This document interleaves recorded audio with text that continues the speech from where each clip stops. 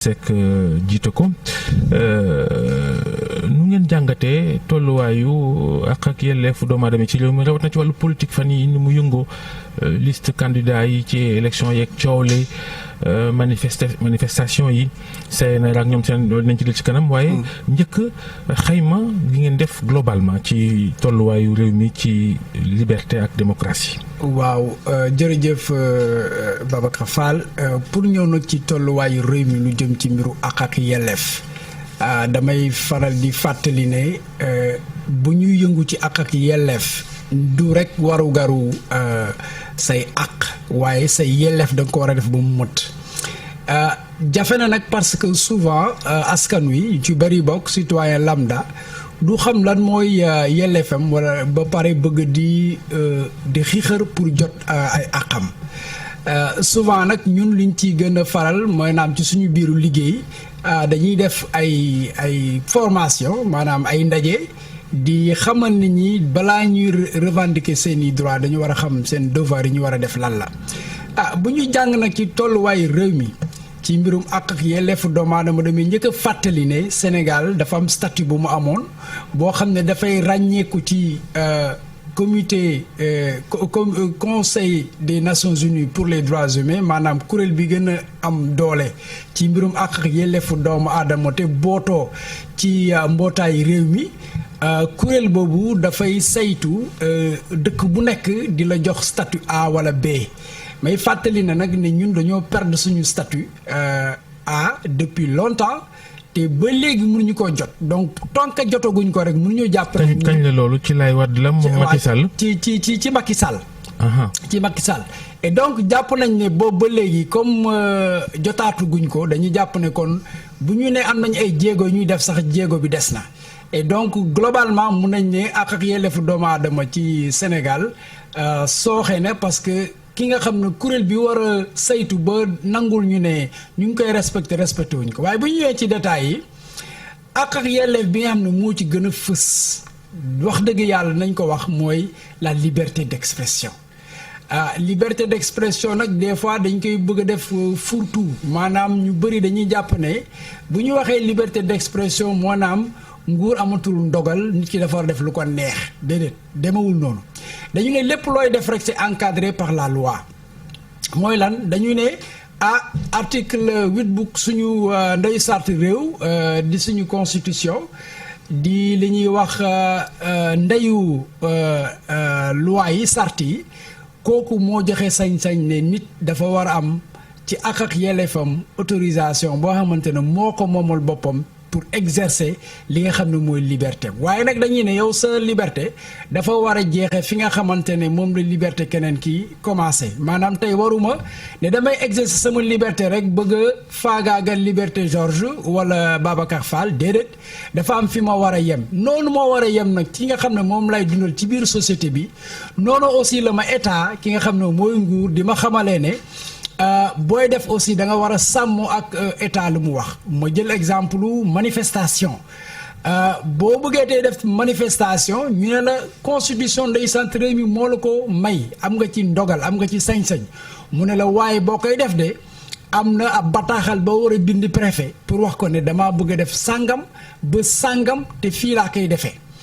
bu ñuy wax liberté de manifestation nag mun nañ ci jàpp marche mun nañ ci jàpp aussi réunion publique wala privée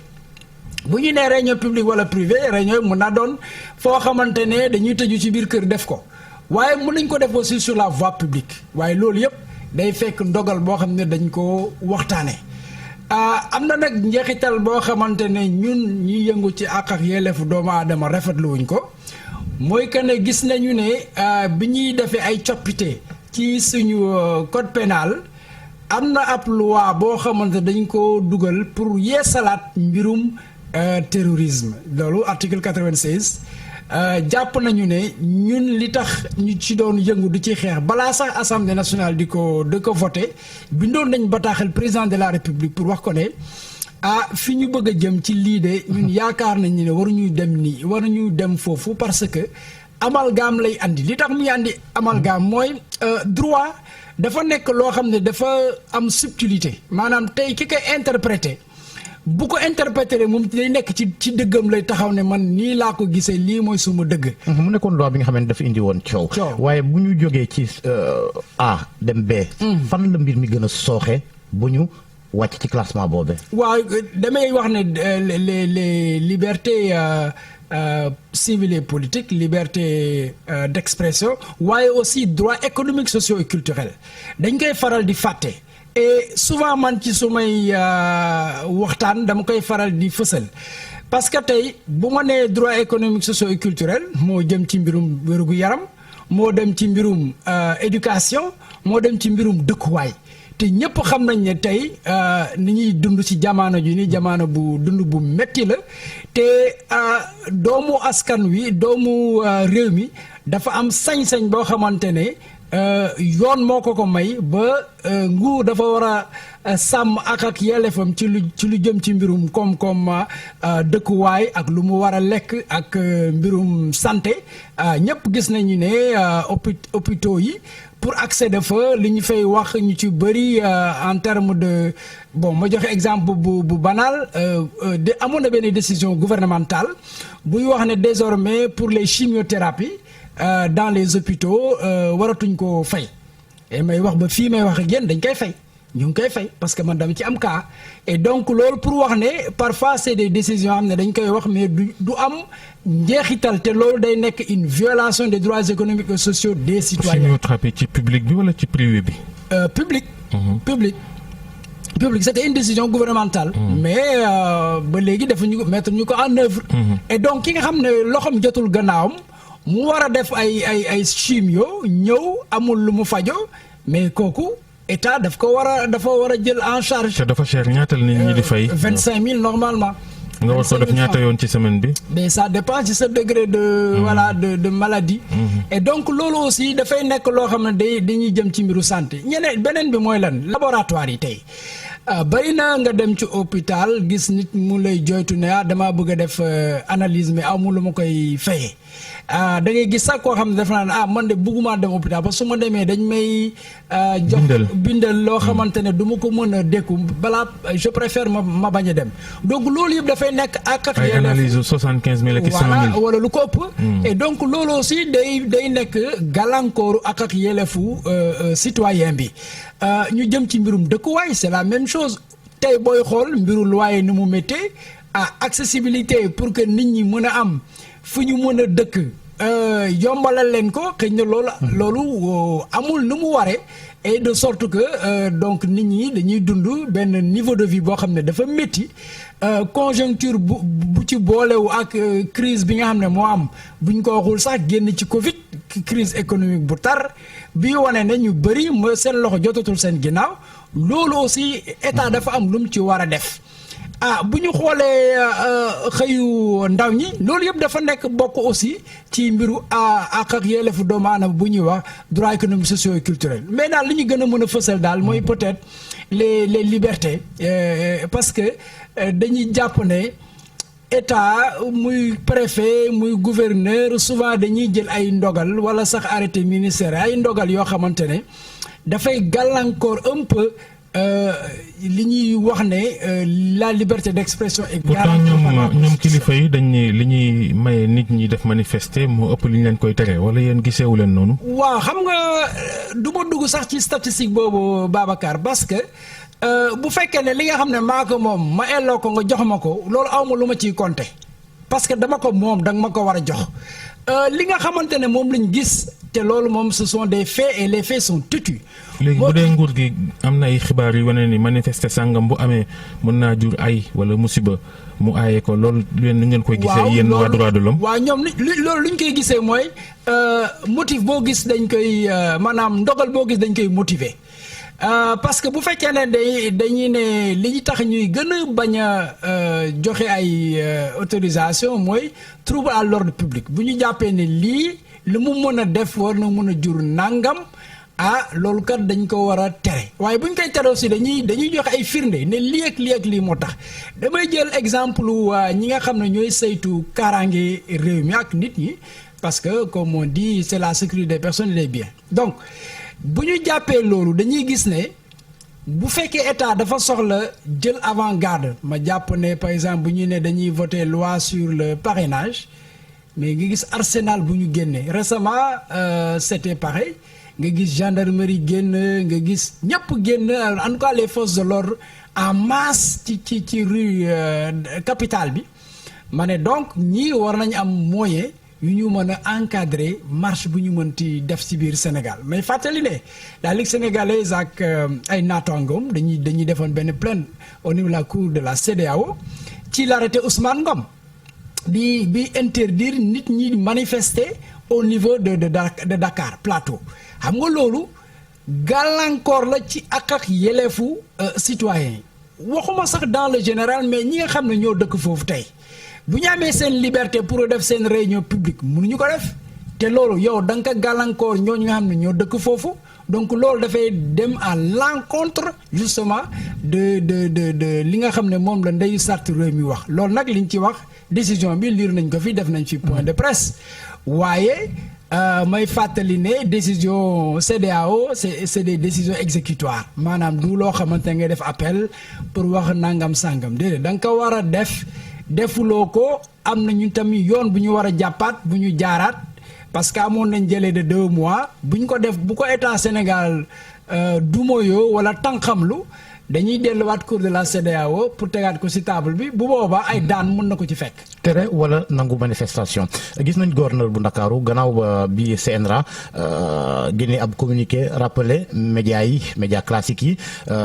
période de pré-campagne ak propagande ba nga xamante ne ñu ne voilà waru am jamono jooju. Gouverneur bi génne ab communiqué itam addu ca est-ce que ban lecture nga def ci communiqué gouverneur boobu est-ce que c'est une façon pour lui de dire manifestation yi waaj a ñëw bu dee ci wàllu politique dañ koy tere. waaw xam nga il faut que ñu leeral foofu bu baax ci loi bi lu muy wax parce que dañu ne propagande maanaam bu ñuy wax propagande par rapport à la campagne électorale mooy lépp li nga xam ne da nga koy fësal mu dëppoo ak li nga xamante ne mooy li jëm maanaam jongante élection yii di ñëw waaye tey bu fekkente ne ab groupe dañoo jóg gis nañ fi sax des anciens militaires yu doon manifester récemment wala beneen kuréel bu mënti ne wala sax kuréel boo xamante ne dañuy yëngu ci mbirum politique jóg ne dañuy def benn ñaxtu boo xamante ne c'est par rapport à la procédure sur le plan électoral code électoral ou bien sur les listes en tout cas mu nekk ñaxtu boo xamante ne ça n'a rien à voir de propagande du parti concerné ou du pouvoir comme de l'opposition pour montrer que dañuy ut ay nit parce que propagande mooy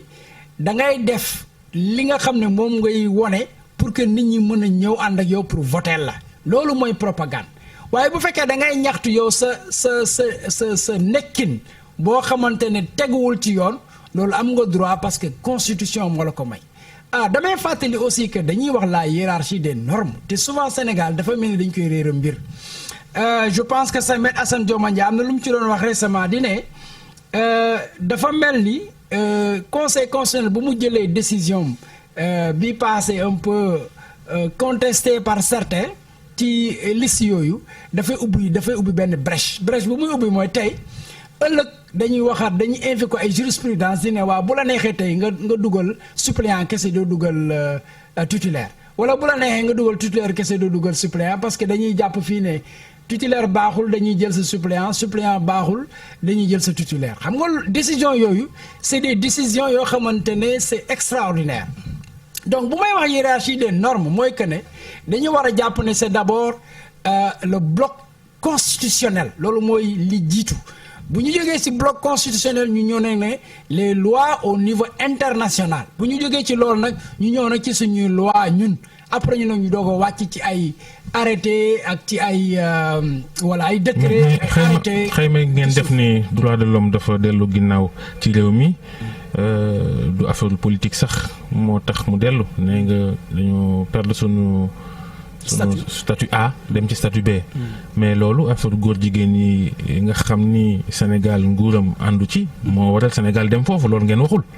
ndax yéen da ngeen a jàppale góor jigéen yi. mënuma jàpp loolu parce que du question jàppale góor jigéen parce que loolu waxtaan bi ñëw la souvent ci plateau yi damay fàttali. mooy wax ji kay buñ ko ragal. yéen da ngeen défendre droit de l'homme te droit de l'homme amul xàjj ak seen. waaw vous défendez les droits de tout le monde. tout à fait dont les droits des LGBT du noonu. du noonu nag il faut ma leeral Babacar parce que ñun balaa ñuy doon des acteurs des défenseurs de droits humains dañu nekk d'abord des Africains nekk des Sénégalais ba pare nekk ay nitu diine man chrétien la te sama diine dafa am lu ma sas ci mbirum ngëm-ngëm. am na lépp luy jëm ci mbirum ñaari tur yi loolu sama ngëm daf ko dàq donc mënuma dugg sama liggéey di défendre loo xam ne dafa saafaanoo ak sama diine bu ma jàppee ñenn ñi nga samay naataangoo la ñuy nekk ci liggéey bi idem pareil même yeneen organisation yi nga xamante ne peut-être du ñu LSDH amul benn organisation bu mus a taxaw ci fii ci penc mi ne man damay défendre borom ñaari tur yi. parce que gisuma ko dans un passé récent. gisuma ko bokk. association droits de l'homme yi. assumé woon nañ ne ñooñu kenn waru leen buntu xataal waruñu leen a def naka su dul noonu. non da nga généraliser parce que loi dafa am lu mu wax ñun loi la ñuy topp loi moo ne damay bañ képp ku def acte contre nature c'est ça la loi maintenant nit nag doomu aadama la. boo defee loo xamante ne saafaano ak li loi wax balaa ñuy dal sa kaw dañoo war a saytu fi yoon war a jaar ba mu jeex. mais yéen ci boppam seen i xayma. loi yi da ngeen di wax loi bi baax na loi bi baaxul léegi yéen loi bi nga xam ne mooy tere jëf yooyu ci réew mi baax na baaxul ci seen gis-gis. loi bi li mu wax leer na dafa nekk acte contre nature loolu de la loi bi wax loi nag damay fàttali ne yaa loi ay nit ñoo koy sooke. maanaam tey bu ñu toogee suñu arsenal juridique lépp lu fi am ñun ñoo ko sokke ñun communauté. monsieur Ndour yaa ngi wéri de loi bi baax na am baaxul. loi bi baax na am baaxul loolu c'est une question bu fermée la parce que loi pour nga ne baax na am baaxul askan wi mooy déterminer ndax loi baax na am baaxul li tax mu koy déterminer mooy ñi nga xam ne ñooy voter loi yi. ñi nekk ci penc mi ñooñu waa askan wi ñoo leen fi teg ñooñu nag ñoom ñooy xool ndax loi baax na ñu jàllale ko ndax loi baaxul ñu bloqué ko ne loi bi baaxul waaye du caaga ne yow yaa am sa sañ-sañ ne parce que ak yelleefu doomu aadama nga ne loi bi moo baax loi bi baaxul loi bi baax loi bi baaxul mooy loi bi nga xam ne njeexitalam joxe naa exemple sànq ci article 96 boobu ci mbirum terrorisme pour wax ne fourre-tout la boo xamante ne bañ koy bëgg a teg ci biir réew mi ñun addu woon nañ président de la république donc pour résumer rek ci wax ci lu jëm ci loolu jàpp naa ne bu ñuy wax toujours mbirum ak yelleefu doomu aadama du rek parce que nit ki dafa am fu mu féete wala am nu mu mel moo tax ñu mën a wax ne défendre nañ ko wala défendre nañ ko ñun doomu aadama la ñuy défendre waaye nag doomu aadama bi ñuy défendre dañ koy défendre ci kaw ay loi yi nga xam ne moom la réew mi tëral lu réew mi tëralul nag ñun jàpp nañ ne askan wi moo war a pousser pour que ñi nga xam ne ñoo leen toogal ñu tëral ab loi bi ni mel. Criminalisation loi criminalisation homosexualité yéen lan moo ci seeni xalaat ndax gis nañ fi ay kuréel yi nga xamante ne moom lañ bëgg. waaw jàpp naa ne loolu dañ koy dellu askan wi parce que ñun suñu liggéey nekkul di jàpp ne dañoo war a choisiral askan wi ab loi parce que loi dañ koy inspiré ci bëgg-bëggu askan wi moo tax ñu ne l'esprit de la loi. lan la ñu bëggoon pour askan wi mën a gis seen bopp ci li nga xam ne moom la ñu teg comme loi. Denis Ndour jërëjëf vice-président Ligue sénégalaise des droits humains jërëjëf Georges ziar soxna Naata Mbaye ñu yendu ak jàmm mbokk yi. merci beaucoup Babacar Fall Georges Déthié Diop ak équipe bu RFM matin yëpp di leen ñaanal ngeen yendu ak jàmm 8h jot na ñu dellu si ñaareelu pàcc info matin léegi lay doon ak xibaar yi Ibou Diouf ci kanam incha allah Abdoulaye Cissé dina fi teew ci jàngat bi Serigne Modou Bara Dolly Mbacké nekk responsable APR ca Mbacké moom mooy nekk suñu gan ci booru 8h45 lay doon léegi kon ñu jàll ci xibaar yi ak Ibou Diouf.